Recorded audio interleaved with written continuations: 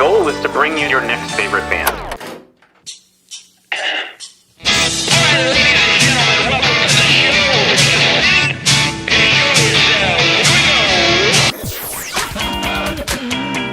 Sweet, that intro is my new favorite band. That's phenomenal. I'm so excited to be on. Yeah.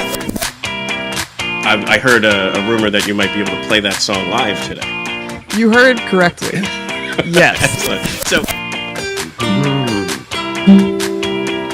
good enough for rock.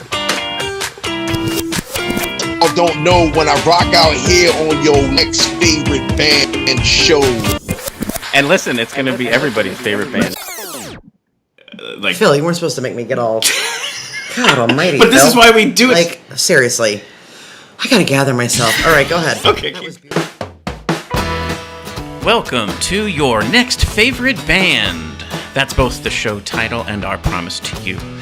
We here at Stereophilia Studio are tireless in our pursuit of finding incredible, genre-defiant artists who are either a hot up-and-coming band or a group that has been delivering for years but have flown under the radar. Tonight, we have a very special opportunity to speak with Zach Miller of the Philadelphia rock icons, Dr. Dog. Each month, we will bring you live streams, audio podcasts, and perhaps even a live concert where you can listen to the stories and hear the music of artists personally curated by us based on what we feel will be worthy of your time. Be sure to subscribe and tune in to each episode because the possibilities are endless and you never know who will be Your next favorite band. Hello, everybody. Welcome to the show. I am your host, Philip Reese, and you are listening to your next favorite band. Rather high probability of today already being your next favorite band, your current favorite band of Dr. Dog. Super honored to be able to have Zach Miller on the show, the keyboardist from that band. We're going to talk about his own personal journey through the music industry. Obviously, that correlates to Dr. Dog, and then some other fun stuff along the way. Really owe thanks to this opportunity to Philly Music Fest. Like one of the coolest announcements that I can possibly remember is getting a band like Dr. Dog to be a part of an event like Philly Music Fest. I'll bring up the poster here, and we'll bring it up again with Zach in a minute. But like basically, Philly Music Fest is this wonderful 7-day festival that started. We had Greg Seltzer on. Him and his wife were the founders of the event. All of the proceeds from the ticket sales and everything goes to the musicians. They're all Philly-based musicians. Goes to the venues. They're all independent venues. And then the additional revenue that's generated beyond everyone making, a good solid pay for their talent and what they bring to the community. Are like 8 nonprofits in and around the Philadelphia region that bring music to kids so that they can be future headliners of Philly Music Fest. So just such a wonderful initiative, and just love to shine a light on it. It's now become kind of a tradition each year to bring on somebody on the lineup, and holy smokes, not only that Dr. Dog got announced to be part of the lineup, but here we are able to talk to them. So can't wait for that. In fact, I'm also wearing the Philly Music Fest Our Genre is Philly t-shirt in honor of all of this. So basically next week is when the festival is. So you're going to want to get tickets for whatever you can because in addition to Dr. Dog, the rest of the lineup, as always, is phenomenal. And it's a way to support, like we said, local musicians, local independent venues, and then the local nonprofits as well. So we're going to get right into this. Let's not spend much more time waiting. In addition to Zach being part of Dr. Dog, he does a lot of really awesome stuff and has obviously a tremendous sense of humor, so I can't wait to chat with him more. But this was something we came across that he did called Synthesizer Man. Enjoy this, and then we'll bring Zach on the show.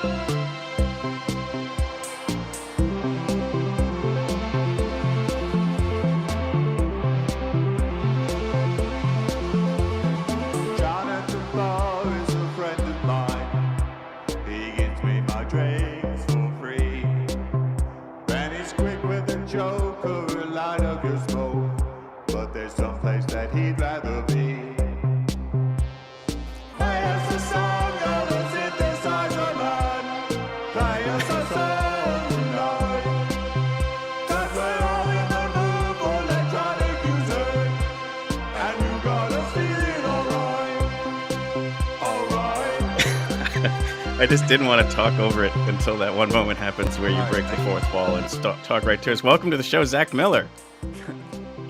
Well, thanks for having me.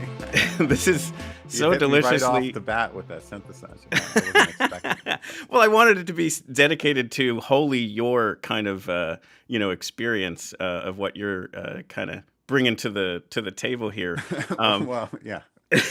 Obviously, a play on Piano Man by Billy Joel, but in a deliciously synthesized '80s way, even with Max Headroom making the appearance. Yeah, I don't know where that. Maybe is that I don't know if that's a fan video or something. I don't know. Let me find. I'll tell you. Yeah, it must be. Let me see where it's 'Cause on I did YouTube. This was part of the larger Pat Finnerty world, which I don't know if you're clued into. He does the series called What Makes This Song Stink, and this was part of. He goes off on tangents, and these are big, long. Oh, that's awesome. So the stream of YouTube channel consciousness. is Josie's Visual Arts. Oh yeah, okay. So that's good because the Max Headroom was that footage of me obviously was from what we shot in our studio because Pat and I for a number of years he was running a room in the Dr. Dog space, so we'd come in here and he'd say, "Oh, just come back in here. I just need you to look over there and then look confused or So that was just what that was just what I was wearing when I came in to drop off some gear or something. So That's that was fantastic. So look over here and look confused. You probably truly were confused. But yeah, how did we end up there? It was he was talking about it was the Machine Gun Kelly and Jelly Roll Lonely Roads thing. Mm-hmm. And he was going off on this riff about how you're just taking it one step away from the original song and then calling it your own song. And Sure. what if Piano Man was just Synthesizer Man, and it's a whole different song. So he asked me for a chorus, but I kind of got in a role and I sort of rewrote half of the verses. Sure. Half of all of the verses, I guess. Yeah. And I did a full. I got going and I did a full version of it. So that's awesome, though. And then now there's fan videos. And there it is. Shout out to Josie. I didn't know there were fan videos being produced out there. Yeah. So that is out there available on your Bandcamp. I love that too. Yeah. So yeah, that's my inaugural release. That's fantastic. But back thanks to this, Pat for that. Yes, thank you to Pat. Back to this announcement. So the Philly Music Fest, even you play stadiums, you sell out Citizens Bank Park, Dr. Dog play. That wasn't we were just opening. But still, but we played the Man Center, so right? I'll take credit for that. Sure. But what I mean though is that there's a phrase in the industry called the underplay. I didn't want to use that until I had you on to speak to it. But basically, it's where you're going to sell out a place in 2 seconds because of the following that you have, especially in this community around Philly. So for you to play a venue like Ardmore Music Hall or any of the other ones that were going to be possible that are kind of part of Philly Music Fest is this underplay. But it's some of the coolest things that people who get to go to that experience, because it's in such a small, intimate venue compared to what you normally play, it's just this extremely cool thing. So if there's anything you can help share, how did this all come about? How did this land and become part of this year's lineup? Well, I think we'd been. I'm not sure completely, but I think there's a lot of things we're not privy to. Sure. But we had. I guess I assume they make an offer or something every Right. year.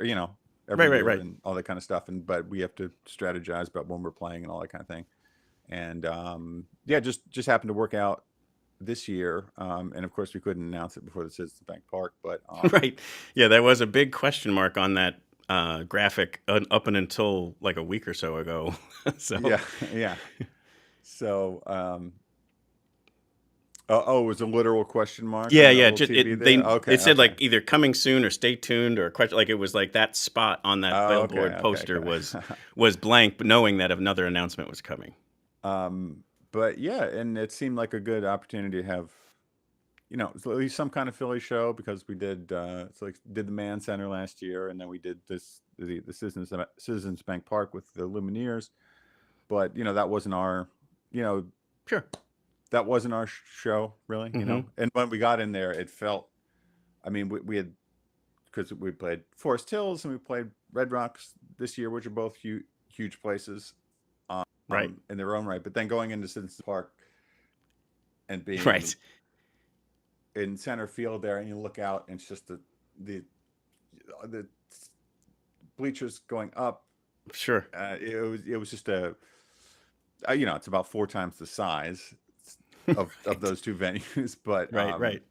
yeah, it felt a lot more momentous, a lot more, That's so cool. had that epic feel. So I don't know if have you ever been to a show down there at Citizens Bank? I have not seen a musical performance there. No. Yeah. It was great. Yeah. It Yeah, was yeah. really great. I remember like the old Shea Stadium on Long Island always did stuff like that. Like obviously famously the Beatles did that, but like they would do Yeah. that from time to time. I grew up on Long Island, so there was Okay. always those kind of unique moments where it would be like, wouldn't that be neat? But Yeah, I saw at and we played in minor league. We played in minor league park with Wilco, and we did like a minor league hockey arena with the Lumineers. When Sure, we sure, played sure. with them like 12 years ago or something like that. Yeah, But never a major league. sure. Because that's Stadium. going to be what 70,000 ish people, like seats at least. Well, no, that 70,000 would be more like the Link or something. I This is- gotcha. I think it's like 40. I Oh, I think it's gotcha. 49,000 is like the capacity for a ball game, Mm-hmm. and I think And they this said takes there were out some. 35,000 people Wow. at this Lumineer show. So Yeah, yeah, yeah. Like you said, that must be so like surreal and supremely cool. it was both those things. Yeah. It was, and being a huge baseball fan, I brought my gloves just in case. Yeah, yeah. There was an opportunity to, but they had it. I walked in and I was like, this is stupid. They're not gonna leave a patch of the outfield open. I'm just gonna, but it was. But you were cool to prepared walk just in around. We got case. to kind of poke around in the dugouts and stuff, and That is awesome. all that kind of stuff. That you dream about doing as Yeah, young and you boy. also you're mentioning there, Wilco and Lumineers, and you've also had some other things with like My Morning Jacket and The Teeth and so on. We're going to get into more of that about how Dr. Dog has kind of taken that massive trajectory. But let's dial things back to the Zach Miller story. Take us back to like your early years. Where did music kind of grab a hold and not let go? Well, my earliest memories are probably, I guess, when I really like kind of consciously was getting into music, probably 4th or 5th grade, something like Mhm. that, which is right around the time Boys to Men was coming out, and this whole that whole scene. So I would Sure.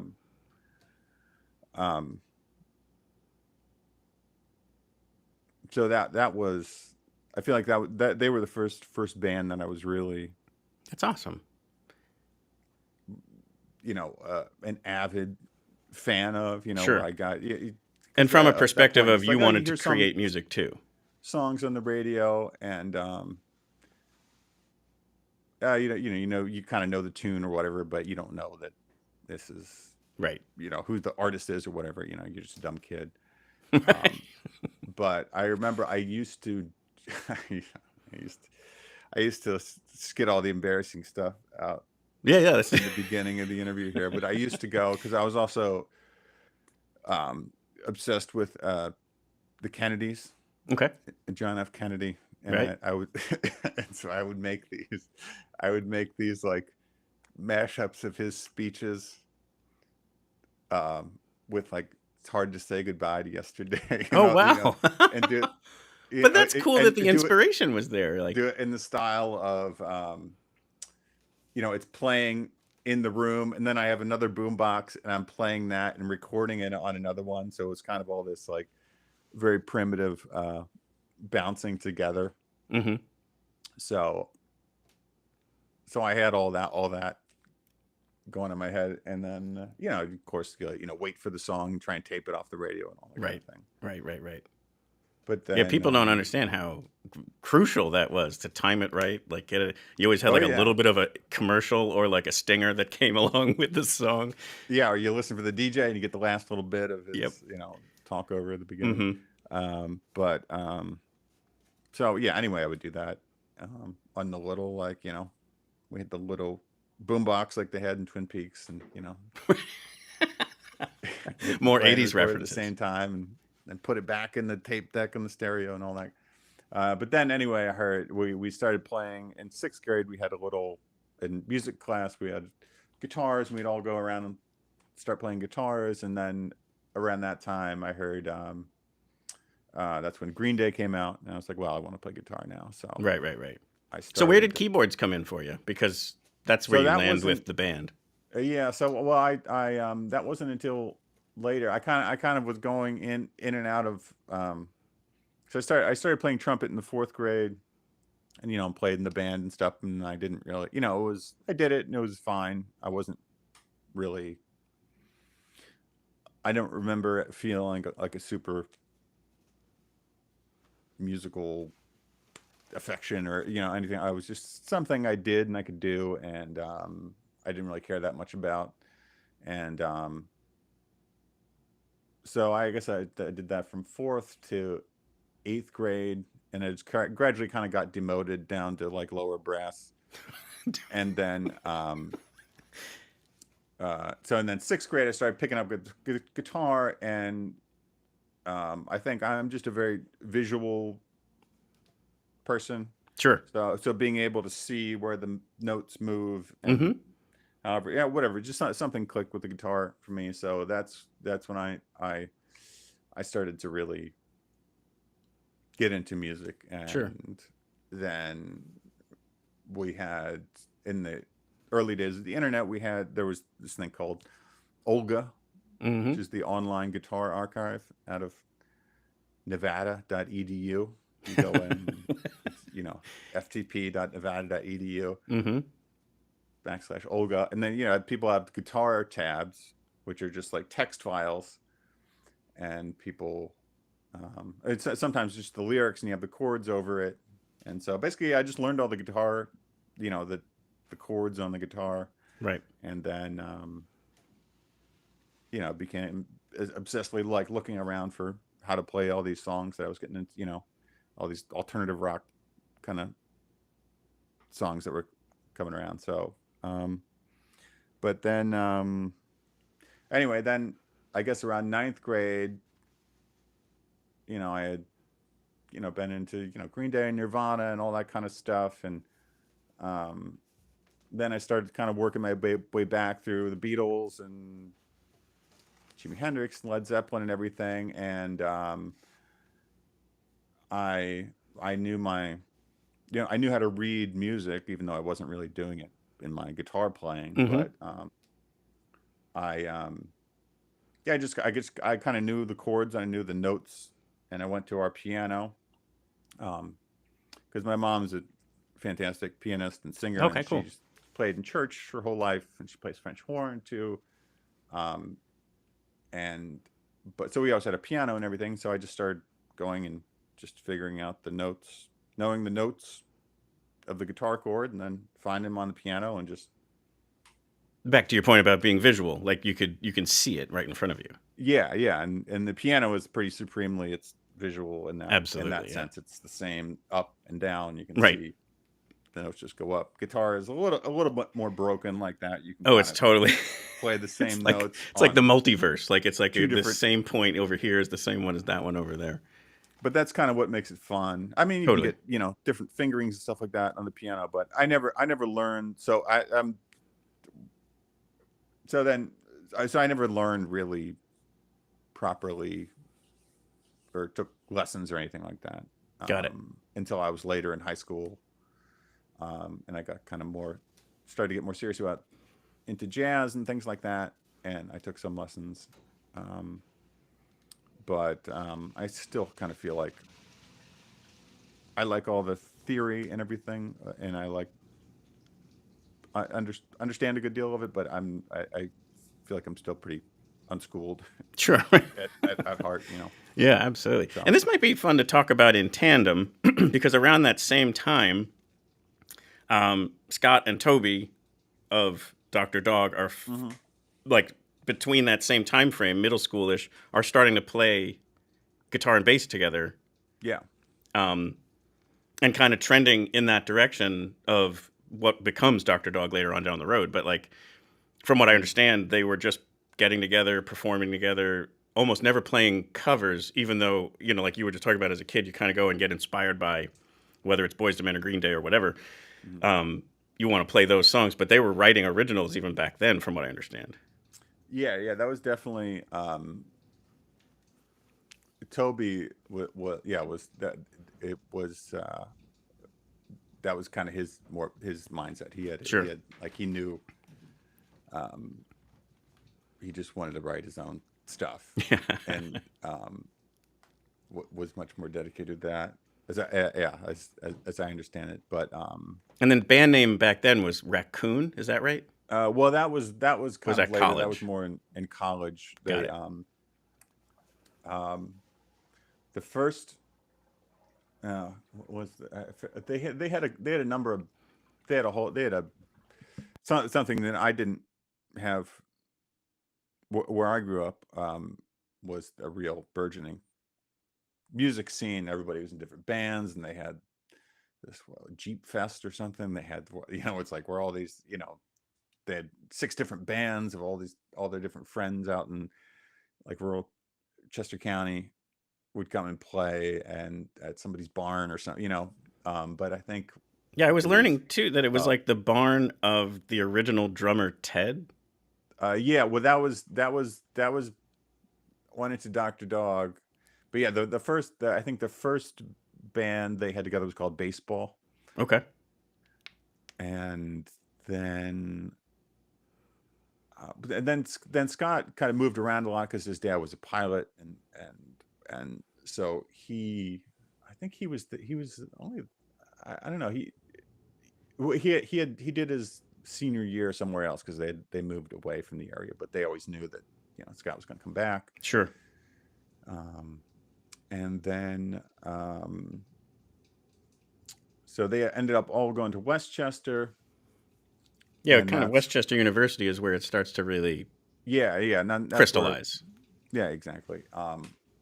And then I think this was before I met them because I went to University of Hartford, Connecticut for my freshman year, and then I transferred to Westchester, and then I met them a couple months later. Mm-hmm.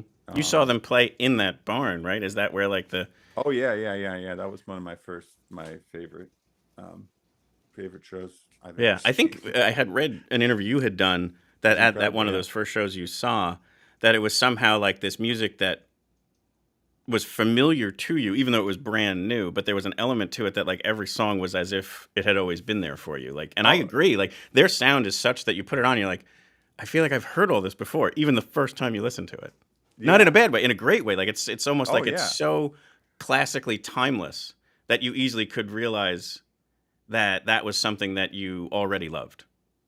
Yeah, exactly. It was,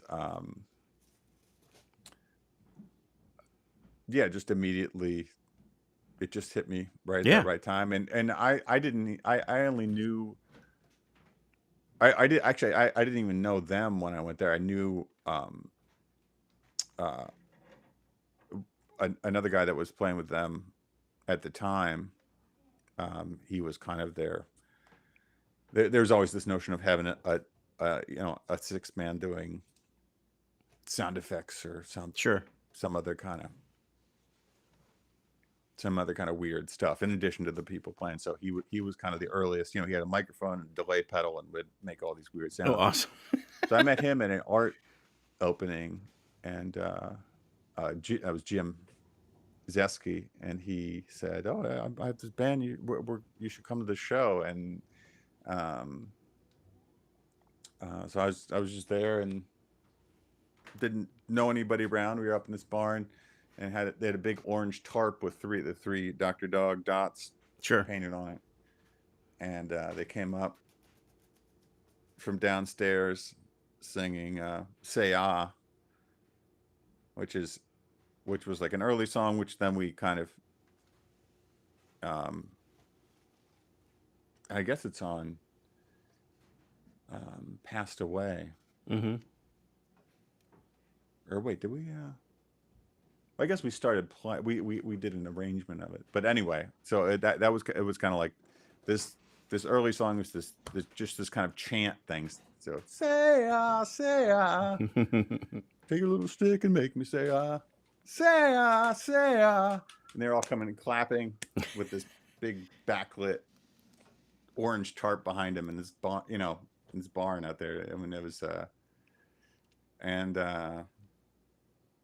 yeah, and then they played, and it was incredible, Magical. yeah, and actually there's a lot of I don't know if there's a bunch of songs on there. Like actually, the majority of the songs they were playing then were we've never released. There's these kind of half finished recordings of them, but I don't know. I don't know. Hopefully we'll figure out a way to have them see the light of day, but because that was really I have a strong connection to those songs, but Sure. Unfortunately those songs are nobody else knows those songs, so But still let's. some of my favorites. Yeah. I wanted to bring in a song like just to give people the flavor of it. If there happens to be somebody tuning in who doesn't know Dr. Dog, I want to introduce them to the music. But also for those people who may not even realize that they do know who Dr. Dog is, like this is pretty much the gateway song. Like the one that gets us there is Where'd All the Time Go? That's the one that most people would probably know. And also the video that I have here is from the YouTube channel for Dr. Dog, where it's a mashup of the TikTok videos that people did of like their baby photos and their current moment in time with the whatever filter does like the kind of the passage of time. So I'm going to let this play a little bit and then I'll lower it down and we can kind of talk about it. But check out Where'd All the Time Go by Dr. Dog.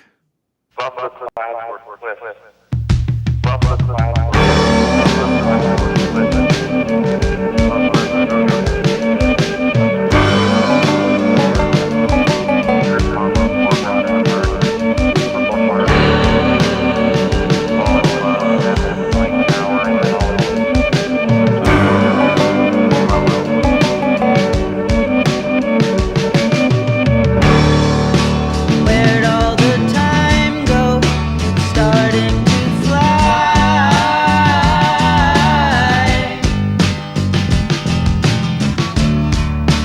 See how the hands go, waving goodbye.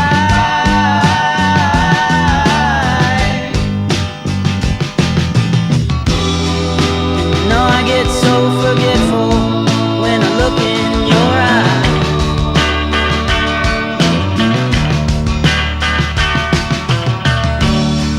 Now she's walking backward through a parade,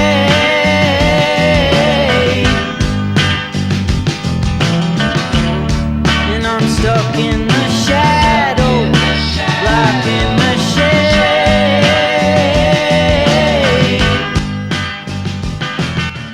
Very cool to see, the emotional impact that these people have in watching that, especially set to a song like this. Yeah, that was truly something we never could have foreseen. Like it's I'm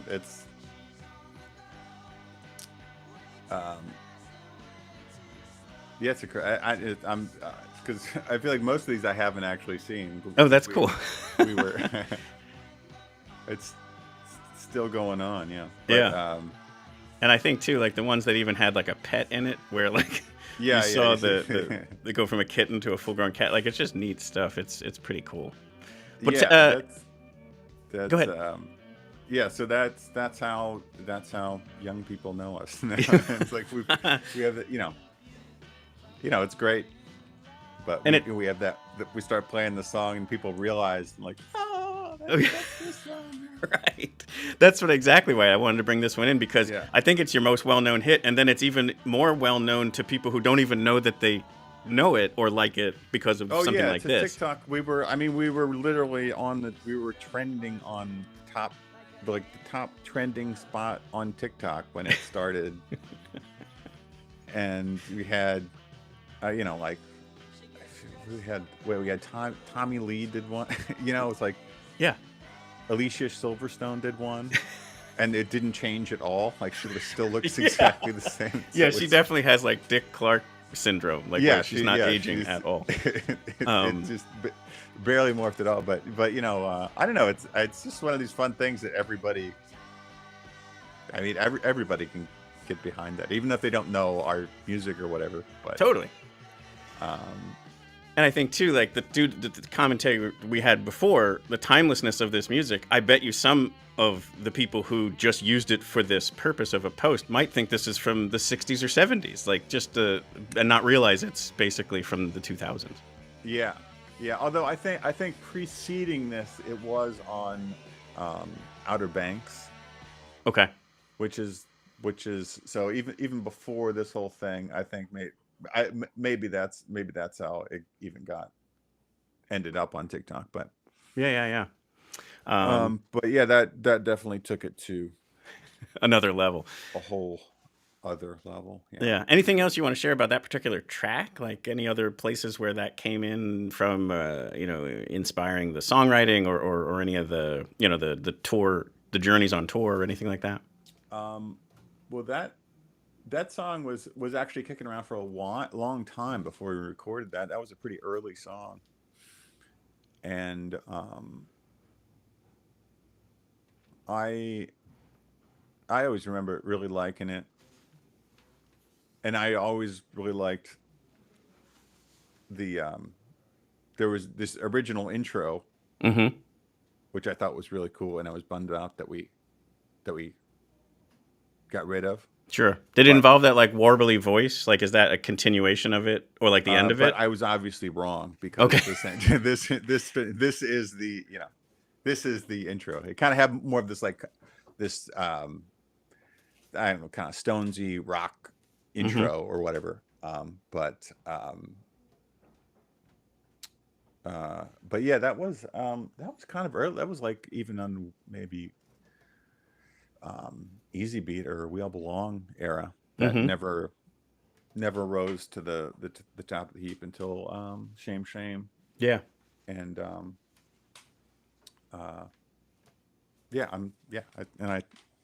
it's still one of my favorites. Absolutely. Let's even talk about that, because like I love the lo-fi or like more the sound isn't overproduced. It's a beautiful raw sound that's there that you want to achieve. In fact, some of the very early recordings are either 4 tracks that you did on your own or 8 tracks at the most, because that was the sound you wanted to achieve, and even help you dial in like what are the most crucial and important parts of this song, and it doesn't need any more than that, from what I understand. Yeah, well, it was a combination of just what we liked and what we could afford and what we could, so it kind of works out. It has worked out in our favor, where it's like we don't have a super clean, pristine aesthetic. So if something's a little janky, it's just be like, that's our sound, fine, and that's fine. But yeah, there definitely was a especially in the early days. There's this guy called R. Stevie Moore, who was one of the pioneers, the very, very prolific songwriter and home recorder guy who,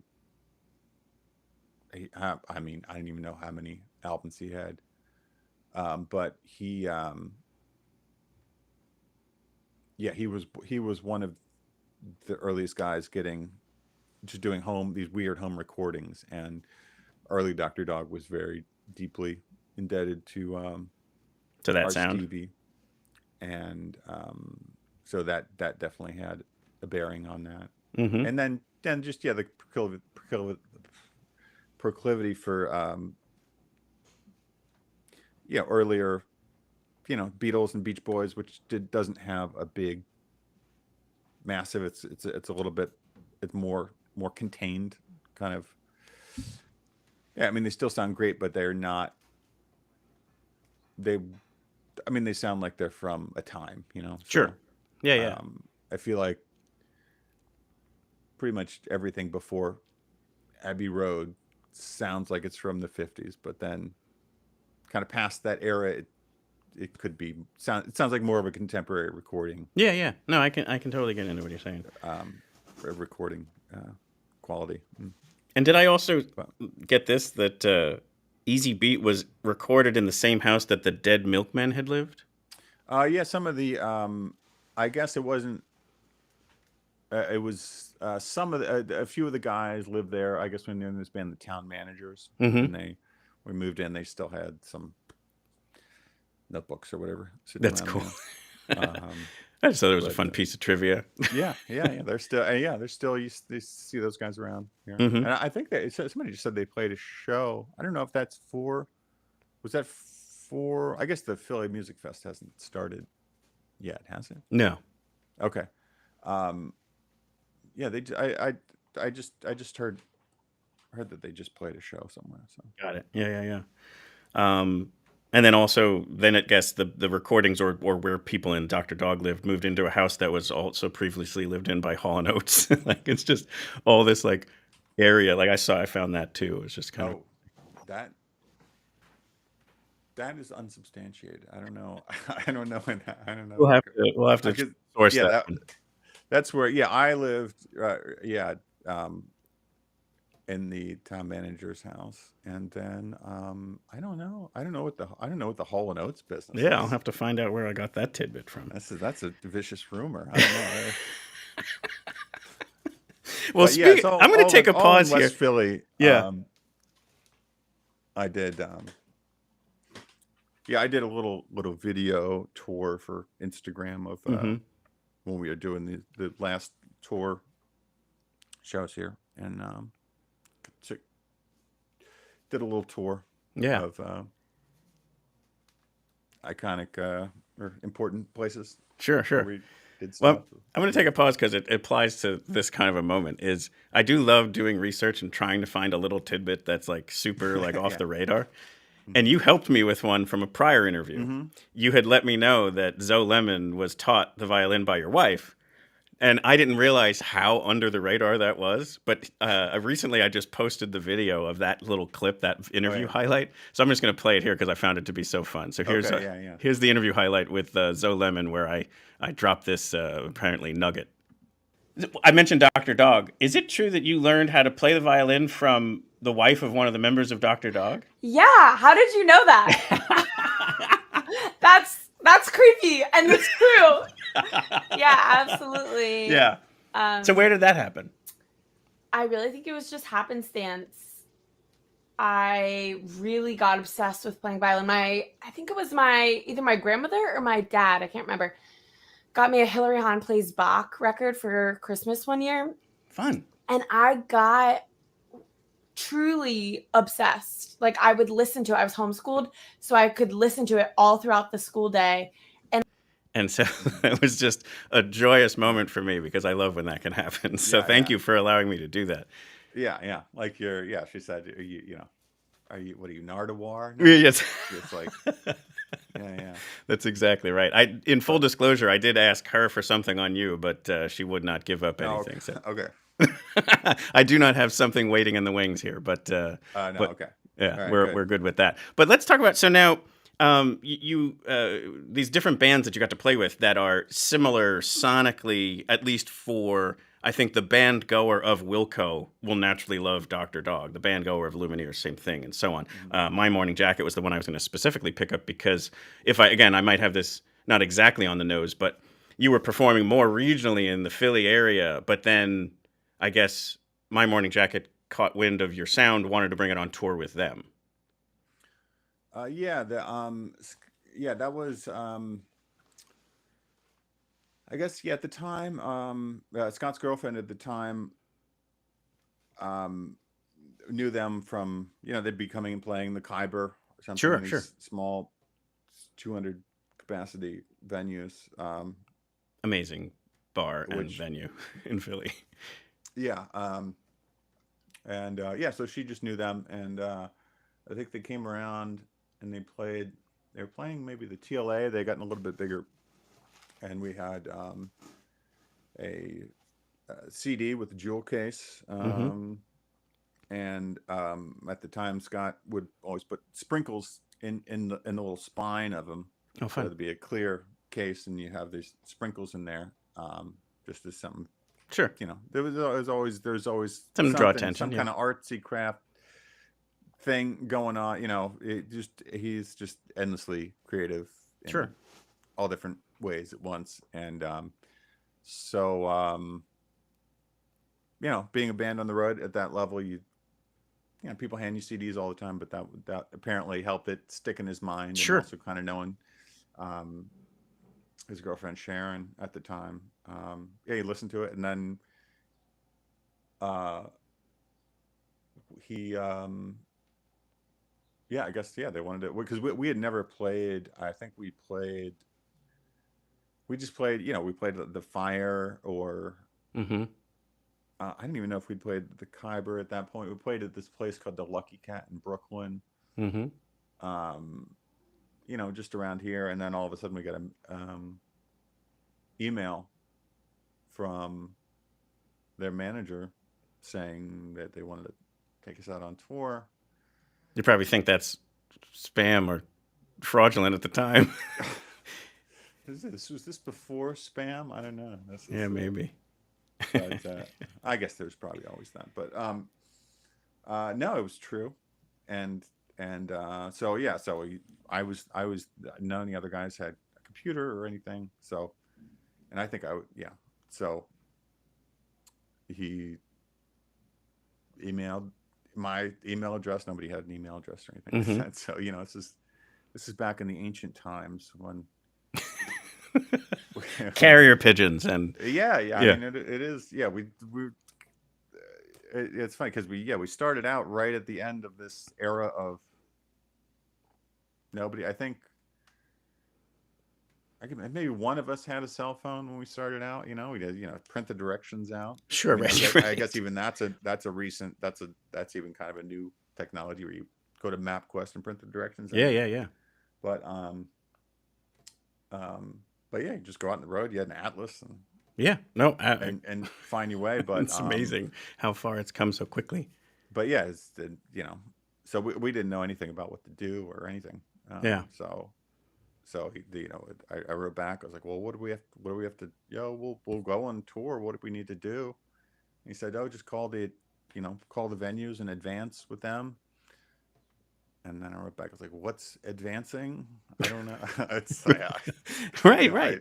I had no idea. It's like, "Oh, we'll tell them, who's in your band, what kind of, how many instruments you have, if you want some water or some beer or something, that's, Right. Yeah. So, we just really kind of learned on our own, and on the job training, if you will. Yeah. Baptism by fire. But I have to imagine that the touring really got the word out of your music and just getting it into the ears of lots of different people across the country. Yeah, I mean, I guess, it seemed, well, everything happened pretty fast at that point. Like, I guess that was right around the time we started working with our manager, who's still our manager today, and so I think he helped us guide us through a little bit or a lot of that stuff that we did. We just knew how to load stuff into a van, and right. If we had a van, sure, right, and if and rip on stage and then and just on to the next gig. But I guess I was sorry.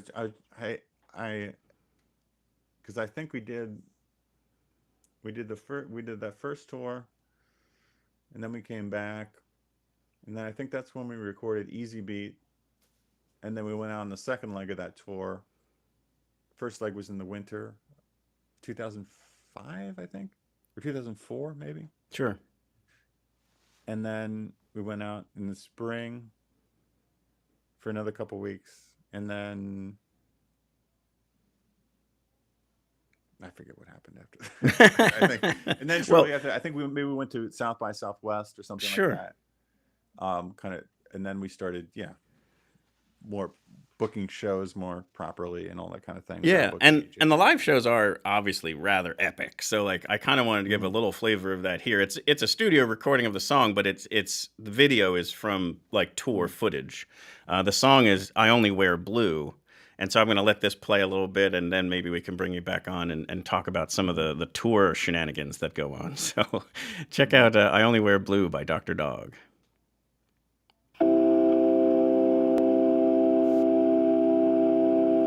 I'm all bottled up, floating in the deep blue,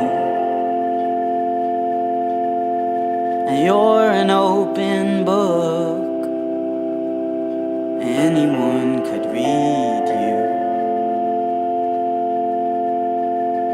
and I'm losing my voice, barking up the wrong tree. When you can't be yourself, there's just too much to be. Let's get on with it. We haven't got too much time, and I don't wanna stay here where the sun don't ever shine. Say the word and open up the line. Well, it came like a dream. I thought it was a good one too because it starts off with obviously the keys. Anything you want to share from tour? I mean, it's very clear that you all have a phenomenally great time and bring energy to the stage. That's amazing. I guess I didn't realize just how. I mean, I'm. It's always a little shocking to see.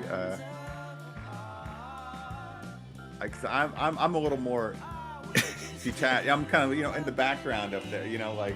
Sure. So I never get to see the show from the front. There you go. And, just seeing. I see a little bit of what they're doing, but. I think especially in the early days, I didn't realize how like chaotic and unhinged we were. We go back, and that's not exactly that. I'm always looking for the superlatives to say off the top, like during the opening show montage. I was like, I should have gone with chaotic and unhinged, Philadelphia rock. Because it was just. I don't know. I don't think we'd ever be accused of being too polished. Sure. Kind of like that's like part of it was just that.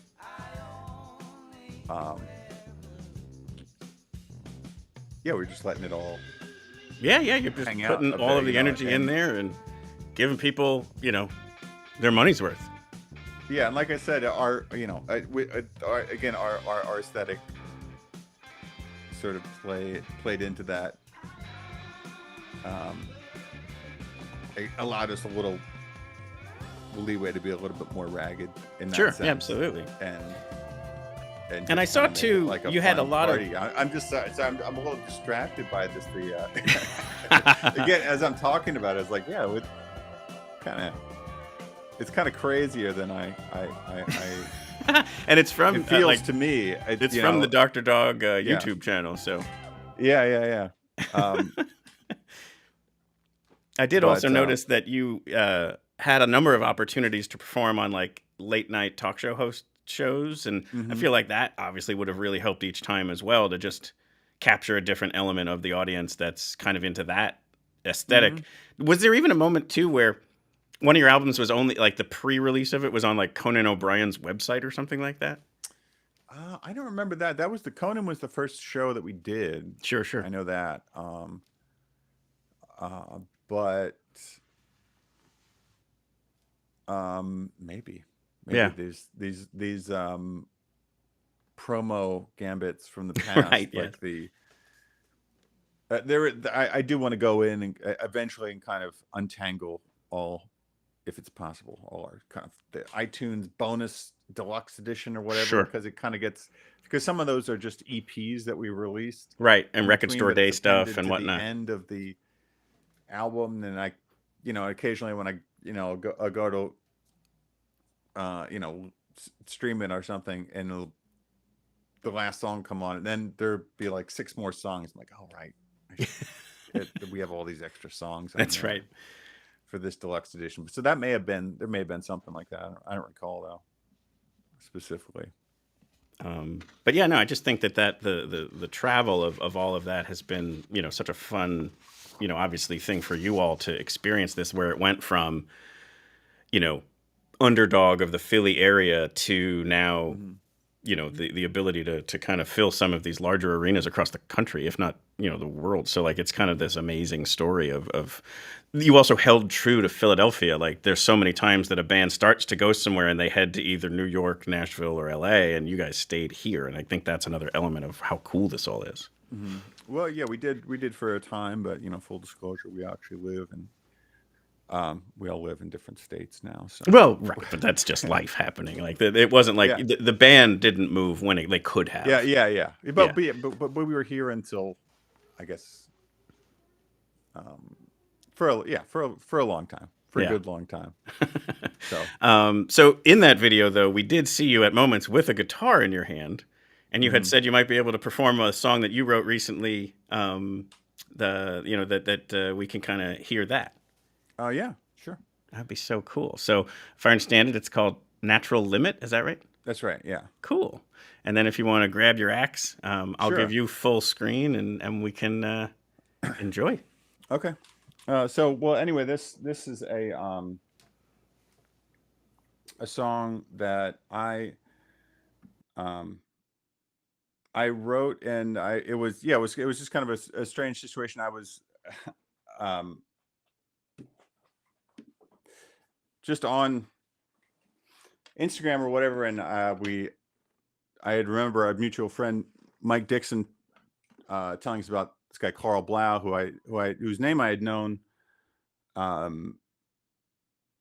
I never really listened to, wasn't familiar with his music or whatever, and so I went on. Yeah, I just went on and found a couple things on Bandcamp and listened to it, and then went on Instagram and followed him. One the Dr. Dog account, or liked one of his photos or something like that, and then he messaged me, and he was kind of doing the same thing with Dr. Dog. So I he's like, oh hey, I always heard about you guys, and I never really checked you out, and I was just actually checking you guys out now too. So and he asked me what I was doing. This is during the pandemic, and I said, oh, I have all these, I've got all these songs and stuff, and yeah, he's a very open, gregarious person, or at least from what I know about him. He's like, oh, well, just send them to me. So I was like, I just on a lark sent them to him, and say, oh yeah, this is what I've been working on. And then a month later or so, he wrote back. He's like, hey, actually, could I record one of these for this album I'm going to record? So I said sure, and then he wanted to write a bridge section to it. So the bridge was written by Carl. But I'm going to do this little beat here. We did test this out, and it seemed to work before. Oh, wait. No, here it is.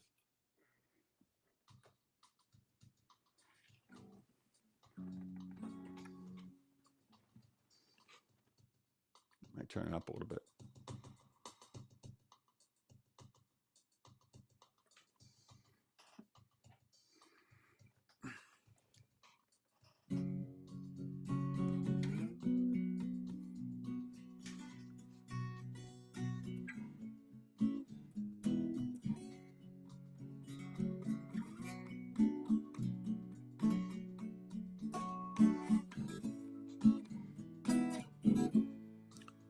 Oh, it's so easy in this time to find something you think you want.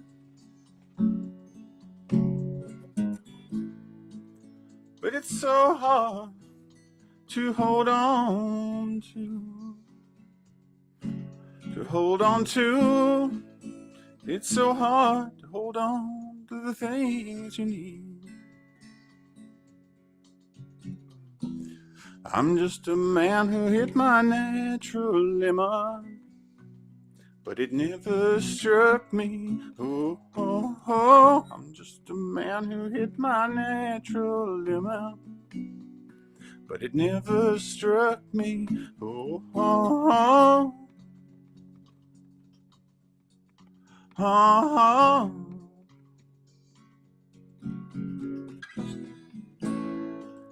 oh, it's so easy in this time to find something you think you want.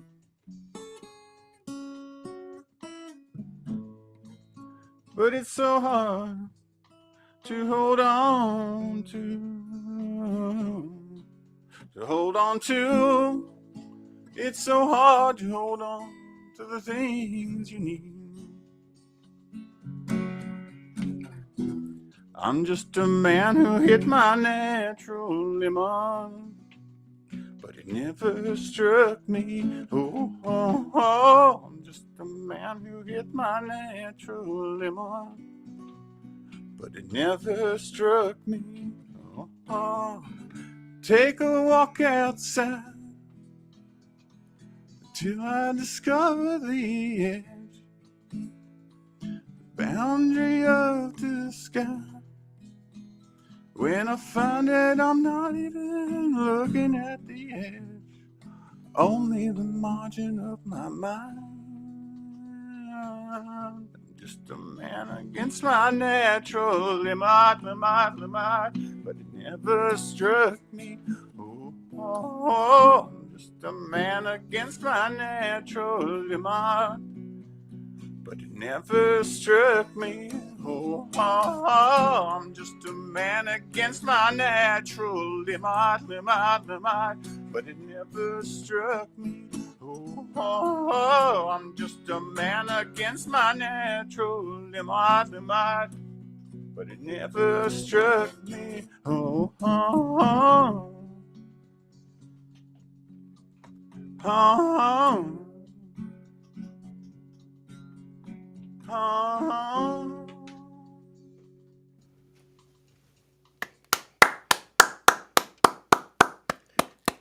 Awesome. Thank you so much. That was terrific. Oh, thanks.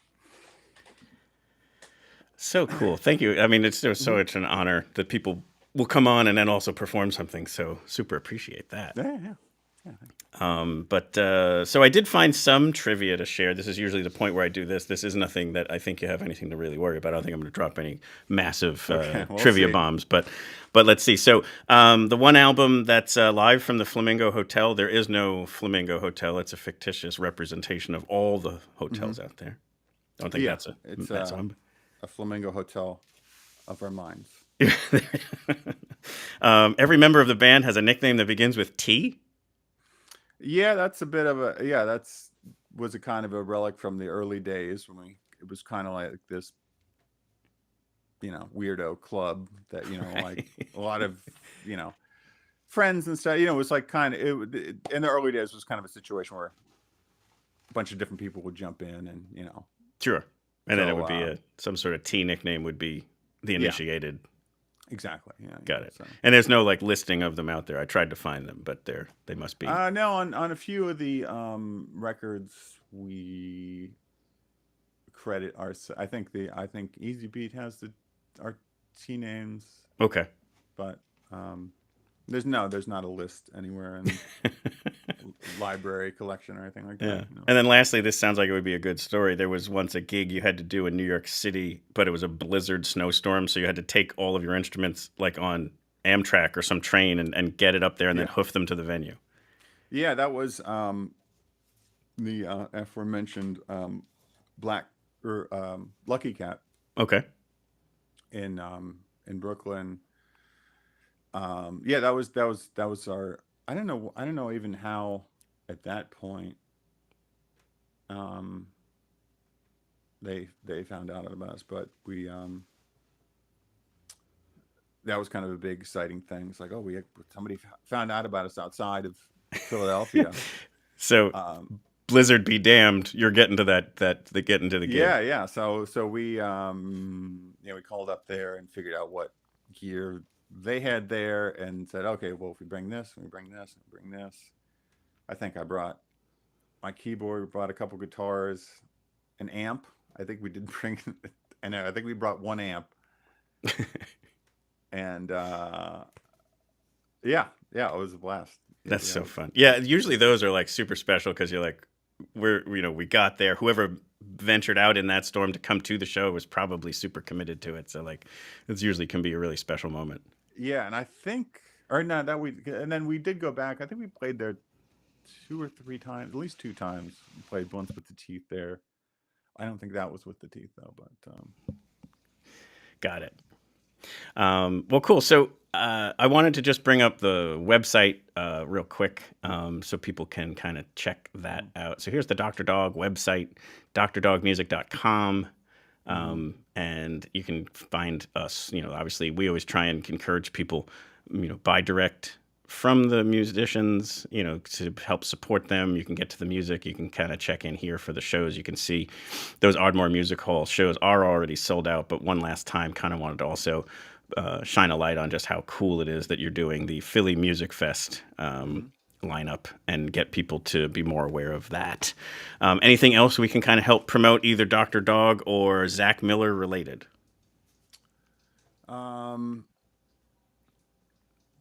No, well, we're doing, I guess, what are we doing?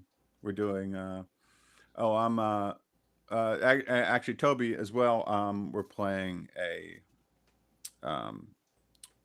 Tom Petty. Nice. Tribute show at Union Transfer on the 18th. Wait, is that right? 18th, Friday of Friday, October 18th. Definitely on a Friday. And Toby's doing that as well. We have a bunch of other cool special guests with that. Which and people can, that's for a Make the World Better thing. Got it. People can follow your Instagram to pick up on a lot of this stuff too, right? Yeah. Instagram. And Instagram, you'll see I do some DJ sets in a while at Johnny Brendan's or the International Bar. And fun. That's super cool. I'm also working on some of my other music here too, so trying to get something together and release something here in the near future. But and that's at Son of Sheepdog. Is that Son of Sheepdog at Instagram is usually where I communicate with people. Well, we'll tag all of that in the show notes as well. After the credits, we always play a song. The song that I love off the new album, the one that was released last year, is Love Struck. So we're going to have that kind of take us out after the credits. Great, yeah. Zach, thank you so much for coming on the show today. Thanks for having me. And absolutely. Hope to see you at the Philly Music Fest or anywhere else around Philly. Yeah, absolutely. Yeah, looking forward to it. So, how awesome was that? We had Dr. Dog, Zach Miller, and his own personal music, his own personal inspirations, and then also some of the great Dr. Dog stories that were there. That was awesome. And like I said, there's one more track coming in after this. But one last time, want to promote Philly Music Fest. Definitely check this out. The venues, the artists, definitely go down and pick up one of the shows. You won't regret it. They do a phenomenal job curating that lineup. And you're going to love just not only checking out the new music, but supporting all of this great Philly music community. All right, Phil, let's say goodbye to everybody.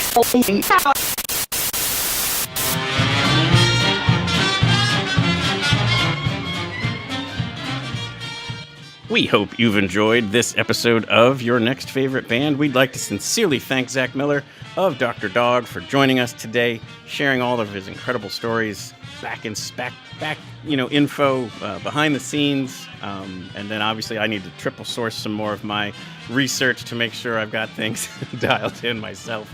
But it was such an honor and pleasure to chat with him today and thank him for performing. As we mentioned, we're going to put links in the show notes to all of the various social media, YouTube channels, band camps. You got to go get your copy of Synthesizer Man. That's freaking phenomenal. And then all of the other great stuff that'll be coming out in the future. As always, our hope here is to bring you your next favorite band. If you tuned in tonight because you already knew Dr. Dog and or Zach Miller, thank you very much. We hope you liked what you heard and what you saw, that you would like to give us a like and a subscribe so that we can bring you your next favorite band in a coming week. Or your next favorite band might already be out there. nextfaveband.com and the YouTube channel at nextfaveband both have all of our prior interviews pretty well indexed and cataloged. And if you need any assistance, if you want to get some advice on maybe which episode to check out or which 2 or 3 episodes, drop us a note. We'd love to help kind of curate that and navigate that based on what your kind of interests and genres that you like to listen to are. It's always something that we love to do. The music discovery part is what the show is all about. And if you have a recommendation on who our next favorite band should be, let us know. Otherwise, hope to see you at a live show soon. Hope I see you at Philly Music Fest. And like we said, stick around. One more track from Dr. Dog. It's off their 11th album, released last year, self-titled Dr. Dog, and the track is called Love Struck.